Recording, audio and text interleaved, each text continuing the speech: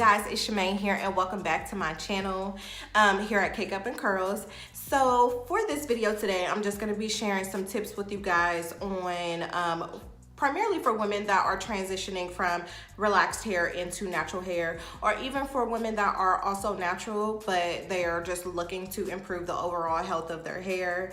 Some of these tips I still obviously follow on a regular basis even though I'm completely natural.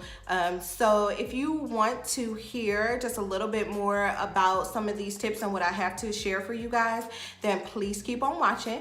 But before you do, make sure you like, comment, and subscribe. Show the girl some love, please. And let's get right into the video.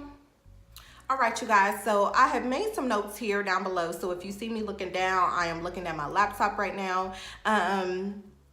So yeah, so as far as the very first tip, this is probably one of the, I'm gonna say all of the tips are the most important tips, but this tip is very, very important, and that is start to trim your ends. And obviously, if you're already natural, it is important that you do trim your ends as well, mostly because the ends are the oldest part of your hair. So it's important that, when you are transitioning, obviously we want to make sure that we are taking care of the hair that is growing from the roots.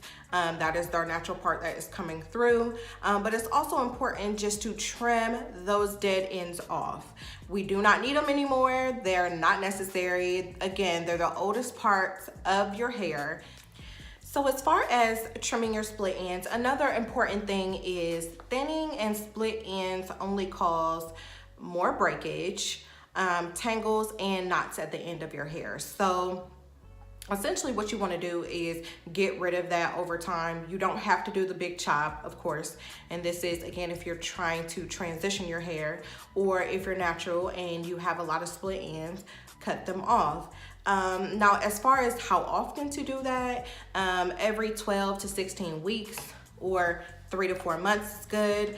Trim them as needed. I mean, I don't feel like you need to be trimming your ends every month, but definitely, make sure you get scheduled trimmings on a regular basis just to get those dead ends out of there, get any of those split ends out of there. It's only going to help your hair grow stronger, grow healthier. And again, that's just by getting rid of them. So that's it for split ends. So the second tip that I have for you guys, and the second and third tip are going to kind of run hand in hand, and that is create a healthy hair regimen and know the basic products that you will be using on your hair.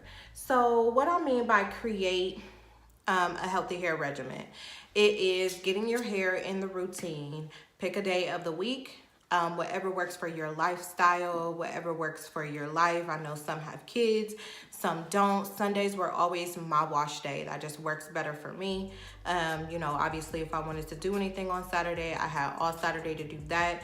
But Sunday I am preparing for my week. Therefore I utilize that day every week, and sometimes bi-weekly, depending on, how often I wash my hair that week, to just get my hair on a good regimen, because it is a little bit overwhelming when you want to either transition to being natural, or if you simply just want healthier hair. It can be it's a lot of stuff out there, a lot of tips, a lot of products, things like that. But what I did was I found a regimen that works for me and that my hair liked. So I knew that deep conditioning on a weekly basis was working for my hair. It was causing my hair to become more healthy. So I stuck with that routine, and that was pretty much it. I mean, it's just kind of getting your hair in the routine. And then in regards to know the basic products that you'll be using on your hair, it's important to find a good hairline that is tailored for what your hair needs. Not everybody's hair needs the same thing. Not everybody's struggles are the same when it comes to their hair. I found that when I was transitioning or just looking for something for my hair as far as products were concerned, I knew that my hair was always dry. So I wanted to find products that were tailored to dry, broken, brittle type hair, because I felt like that's what my hair was kind of going through at that time. So I went and got the Carol's Daughters black vanilla line, and I just got the shampoo, the conditioner, the deep conditioner, and I got my hair on that regimen. I found that my hair liked that product. My hair was slowly but surely kind of retaining moisture that I was looking for.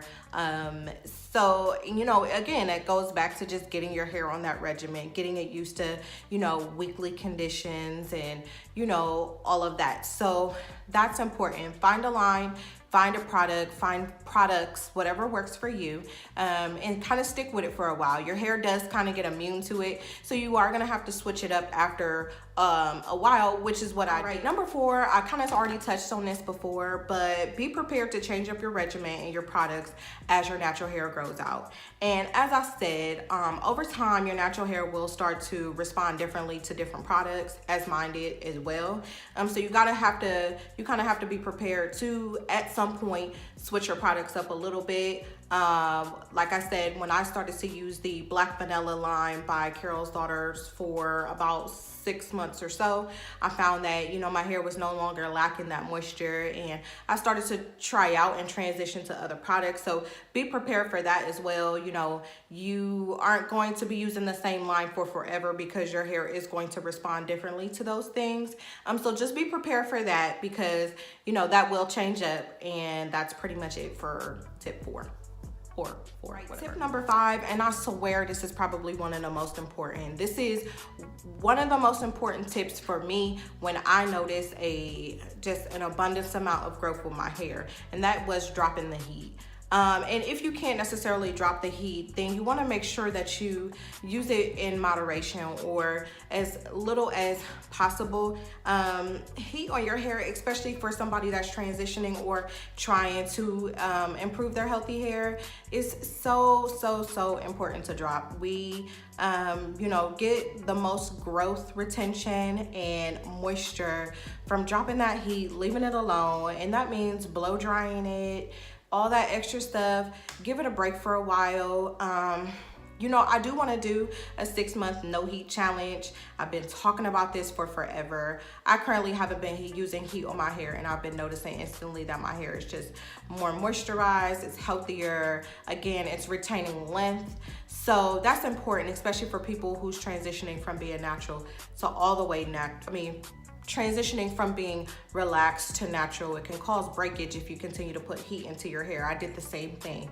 So drop the heat for a while. Give yourself, you know, 3 months, and then if you're good after 3 months and you know, want to extend that, then fine. And if you are somebody that absolutely has to have heat in their hair, try to use it in moderation. Try to find you some styles that are heatless, or things that you could do to kind of stretch out you using, you know, less heat on your hair. It's so important, ladies. So drop the heat. You don't need it. Bye. And then the next one I don't know what we're on. I want to say we are on number 6 maybe. Wear natural hairstyles as often as possible, and this will just kind of get you in the flow of, you know, just different styles. It is an adjustment going from having relaxed hair or putting a lot of heat on your hair to wearing your hair just curly. You know, get yourself used to it. Learn your hair, learn different styles, what techniques work for you. I know it was an adjustment for me. I did not like to wear my hair big and curly, but now I absolutely love it. So, you know, get on YouTube. You know, if you see somebody with some styles, definitely go for it. I feel like that definitely helped me in being more comfortable with my natural hair, and you know, kind of overall transitioning my hair. And the last 2 tips I have for you guys is to be patient with your hair. Our hair grows at different paces. You know, my hair is not going to grow at the same pace as another person's hair, and vice versa. So be patient with our hair, take good care of it, and last but not least, be consistent. And that goes back to that natural hair regimen. That goes back to trimming your ends, and without using that heat. If you are consistent with all of these tips, then you will see change with your hair. Again, be patient, be consistent with it.